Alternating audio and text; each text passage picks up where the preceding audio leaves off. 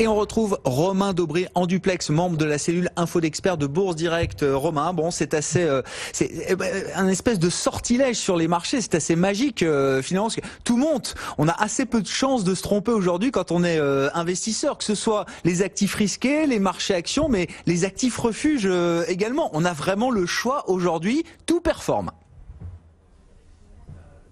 Oui, Grégoire, bonjour à tous. En effet, les différents actifs montent en même temps. Alors, ça s'explique probablement par des phénomènes de niveau importants, de recherche de rentabilité. Si on parlait de l'or, effectivement, qui vient de franchir une résistance majeure, une résistance qu'elle n'avait pas franchie depuis 2013, mai-juin 2013. Donc, c'est un niveau important, 1359 $ l'once. On voyait cette résistance importante. D'ailleurs, elle était bien observée par le marché parce qu'elle a été franchie vraiment de façon très puissante et assez dynamique pour aller chercher sa première résistance intermédiaire à 1384 $ l'once. On voyait que la position ouverte augmentait depuis plusieurs semaines, qu'il y avait de l'intérêt pour l'or. Donc il y a voilà toujours des incertitudes et c'est ce qui permet aussi au marché actions de tenir pendant ce temps-là. Alors là, ce qui est important, c'est qu'on est à la veille d'une très grosse échéance sur les marchés dérivés. C'est une échéance semestrielle. Demain a lieu l'échéance des 4 sorcières, donc sur le mois de juin. Donc plusieurs produits dérivés qui vont clôturer en même temps. C'était une échéance sur laquelle il y avait beaucoup d'intérêt. On le voyait sur la position ouverte qui était historiquement haute. Ça faisait au moins 2 ou 3 ans qu'on n'avait pas connu des positions ouvertes aussi importantes sur les futurs CAC 40.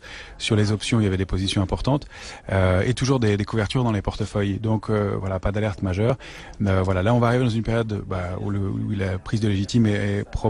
Alors, prise de bénéfices peut-être dans les heures à venir. Il va être vraiment intéressant d'observer le marché demain et puis en début de semaine prochaine pour voir comment se comportent les investisseurs. Compte tenu de l'accélération qu'on vient de connaître sur l'indice parisien, on a rebondi depuis le 3 juin de 8%, donc probablement une petite pause. On est en hausse de 17,5% depuis le début de l'année à Paris. Donc il va y avoir des prises de bénéfices, mais il y avait du cash et on se souvient qu'il y avait des retardataires dans le marché. Donc ils vont probablement contenir cette baisse aussi. Donc il y a différents facteurs. Demain, ce qu'il faudra regarder, c'est à 11h50, on le répète depuis plusieurs semaines, enfin plusieurs mois, l'échéance de l'Eurostoxx qui a lieu. C'est toujours très intéressant et c'est vraiment un indice qui est majeur en Europe et qui pèse beaucoup plus lourd que l'indice CAC 40, donc qui va être très significatif de son comportement entre 11h50 et midi. À 16h, la clôture de l'indice parisien et puis en début de semaine, de voir comment on entame cette nouvelle échéance, ce nouveau semestre après une hausse assez importante. Donc probablement des prises de bénéfices, une pause mais pas d'alerte majeure et puis on s'attaque et c'est ce qui va aussi probablement déclencher cette pause dans les heures à venir. On s'attaque à des plus hauts historiques sur l'ensemble sur une grande partie des indices majeurs.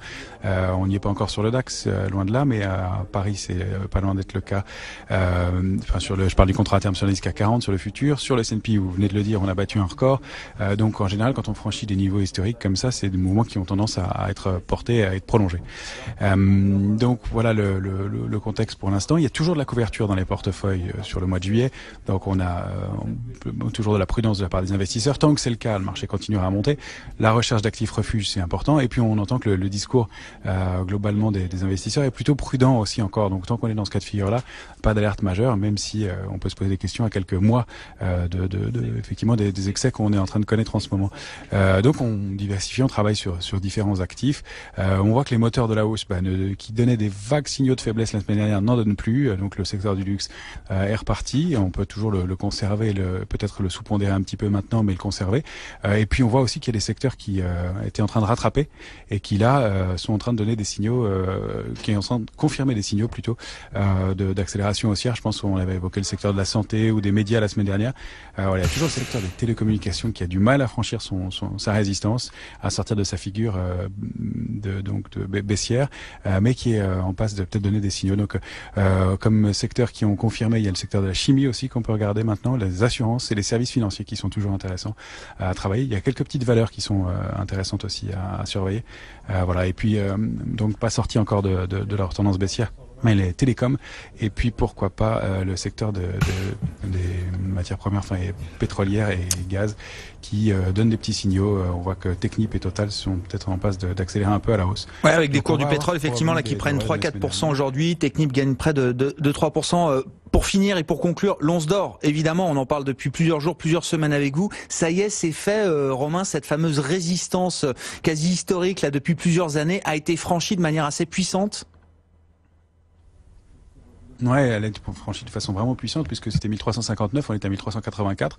On aura le détail des positions ouvertes déclarées officiellement demain après-midi, donc on va voir si ça se confirme. Mais il y a toutes les raisons que ce soit le cas. C'est un mouvement vraiment puissant, c'est une structure de retournement qui s'est mise en place, je vous le disais, depuis 2013. Donc vous voyez que c'est une figure de retournement haussière qui est énorme. Donc le potentiel de hausse, alors à court terme, c'est 1464, 1477. Ça c'est la prochaine résistance et la cible du petit mouvement, si je puis dire, dans lequel on se trouve, où il est déjà assez important. Les autres résistances, il y a 1558 et puis derrière 1670 $ l'once qui sont des cibles qu'on pourrait avoir dans les semaines ou mois qui viennent. Donc peut-être pas instantanément, voilà, il va y avoir des arbitrages, des allers-retours, mais là c'est un actif qui se comporte de façon intéressante. Et puis voilà, quant au pétrole, il faut franchir les 63,5 sur le Brent pour aller rechercher la borne haute du trading range précédent, c'était 67 $ l'once, le pétrole. Voilà pour ces niveaux de marché. Alors sur le pétrole et puis l'once d'or, effectivement, avec cette résistance franchie, l'once d'or qui gagne encore autour de 1,5% et le pétrole qui monte. Ah oui, on a eu effectivement ce nouvel épisode de tension au-dessus du détroit d'Ormuz avec ce drone américain abattu par l'armée iranienne. Le pétrole qui gagne entre 3 et 4% cet après-midi. Tous les actifs montent, les marchés boursiers également, évidemment, avec un S&P 500 sur le marché américain qui a battu de nouveaux records historiques dès l'ouverture tout à l'heure. Le CAC, lui, progresse de quasiment 1% à plus de 5550 points. Merci beaucoup Romain d'avoir été avec nous en duplex. Romain Dobré, membre de la cellule info d'experts de Bourse Direct.